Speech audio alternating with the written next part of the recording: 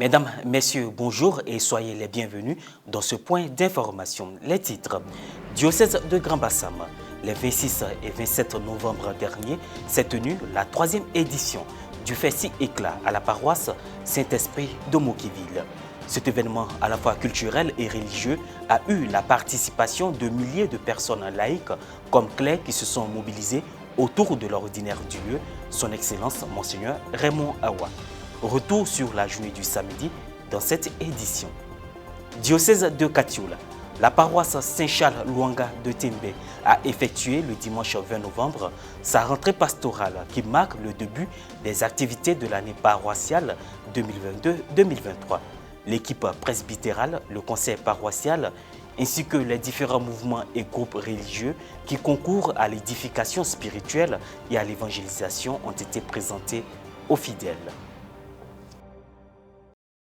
Cette année, l'événement culturel mais aussi religieux du diocèse de Grand Bassam, dénommé Festi Éclat, s'est déroulé du samedi 26 au dimanche 27 novembre dernier en la paroisse Saint-Esprit de Mokéville. Étant à sa 3e édition, il a été marqué par des expos-ventes, un ciné-musée, un musée de la foi, un village gastronomique et des prestations artistiques, dont celle de la chorale Émile Bonhomme d'Aboisseau qui a présenté la danse à Baudin. La première journée a enregistré la participation de 2500 festivaliers, ce à la grande satisfaction des organisateurs. Reporter d'image Pierre Richemont, on fait le point avec Myriam Roxane Eno. Diocèse de Grand Bassam. La 3e édition du Festi Éclat a tenu ses promesses. Pendant 2 jours, du samedi 26 au dimanche 22 novembre dernier, cette version de l'événement à la fois culturel et religieux, initiée par l'ordinaire du lieu, son Excellence Monseigneur Raymond Awa, a drainé du monde à la paroisse Saint-Esprit de Mokéville. Pour seulement la journée du samedi, les organisateurs ont enregistré la participation de 2500 festivaliers. Les particularités de l'événement: des pavillons de stands dressés, dont les stands marchands expo-ventes, avec une vingtaine d'exposants composés d'entreprises, de paroisses, groupes de prière, congrégations religieuses. La présence ici, c'est en tant qu'ESP. C'est ça. C'est ce que nous allons découvrir maintenant. Oui, la chorale Émile Bonhomme. C'est vraiment le Festi Éclat. Qui est riche. Ces expositions qui se font. De la culture du son, En oui. réalité, ça ne vise qu'un Qui est riche. Présenter aux fidèles catholiques les œuvres que l'Église catholique réalise. Aujourd'hui, c'est vraiment un retour que nous sommes en train d'assister. Toutes les paroisses aujourd'hui du diocèse d'Abidjan, comme le Grand Bassam, sont remplies. J'allais dire, elles ne désemplissent pas, bien au contraire. Ça veut dire qu'il y a quelque chose qui se passe. On a fini par découvrir la vérité de la foi, l'originalité de l'évangile qui est la nôtre. Et ce n'est pas par hasard quand ce grand homme, ce saint des saints, le pape Jean-Paul II a affirmé haut et fort et à la face du monde qu'il n'y a d'église que catholique. Un musée de la foi où étaient exposés les vêtements et les objets liturgiques du premier évêque du diocèse, Monseigneur Joseph Akichi, de vénérée mémoire. Ces chasubles, nous en avons 2, ces soutanes, ces chaussettes, mais aussi des objets liturgiques, la patène avec laquelle il a célébré. Nous avons aussi son calice, son saint crème et ses 2 Bibles, Ancien et Nouveau Testament, quand il était encore curé d'Azopé. À côté de cela aussi, voilà, nous proposons aussi les vêtements de Père Vest, voilà, qui a duré à Beaunois.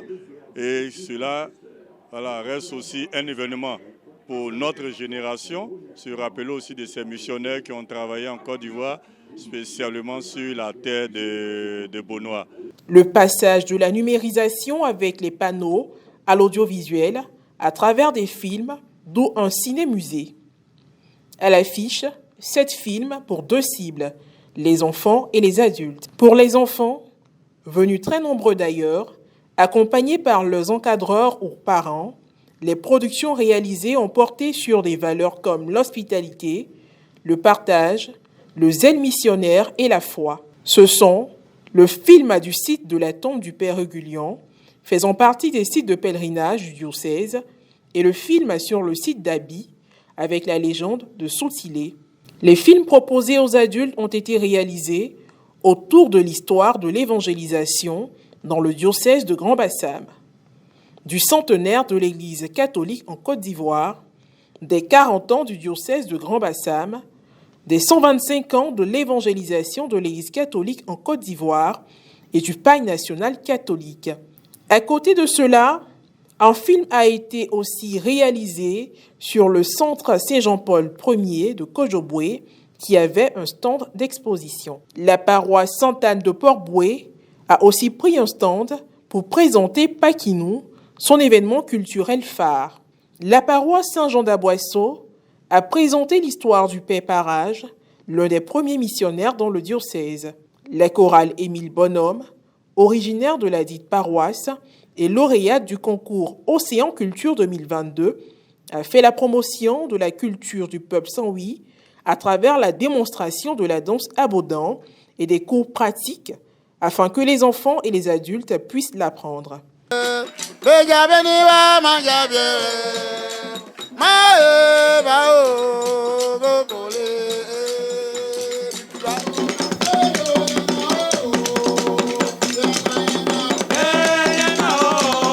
On encourage. Festivalier, on tape les mains. Un village gastronomique avec une dizaine de stands, un résultat qui allait au-delà des prévisions des organisateurs qui étaient très satisfaits et reconnaissants envers la paroisse haute pour l'accueil chaleureux, la grande mobilisation et l'implication de la communauté paroissiale. De retour en début de soirée après une première visite le matin sur le site, Son Excellence Monseigneur Raymond Awa a fait le tour des stands au grand bonheur des exposants avant de livrer ses impressions. Ma première impression, c'est que le pari est gagné. Fessi Éclat se déroule sur le territoire diocésain, spécialement en ce lieu où nous avons célébré les 125 ans de l'évangélisation de la Côte d'Ivoire et les 40 ans de l'érection du diocèse de Grand-Bassam. C'est un site béni et nous sommes heureux d'accueillir Fessi Éclat. Je pense que Fessi Éclat ne va plus voyager et n'ira plus dans d'autres diocèses. Et tout va se passer ici. Ici, nous avons une certaine maîtrise des choses et de la réalité. Nous avons le contour des défis à relever et les dispositions ont été prises pour que ce soit relevé. J'ai fait le tour des stands et j'ai demandé aux festivaliers de noter Fessi Éclat. La plus basse note est 7 sur 10. On ne peut que rendre grâce à Dieu. C'est comme des statistiques. Il y a eu 7, 8, 9, 12 sur 10. Et quelqu'un a dit, moi, si c'était sur 20, j'allais donner 1000 sur 20. Il y a eu même 25 sur 20 dans certains cas. Donc voilà ce qui sort de la bouche des témoins directs de tout ce qui s'est passé ici au cours de cette journée. Soulignons que le samedi 26 novembre dernier, de 11h à 22h, le territoire paroissial Saint-Esprit de Moquéville était en effervescence à la faveur du Festi Éclat 2022 qui s'est poursuivi le lendemain. Le dimanche 20 novembre dernier, l'église paroissiale Saint-Charles-Luanga de Timbe dans le diocèse de Katiola a dit sa messe de rentrée pastorale paroissiale présidée par le père Carmel Yao.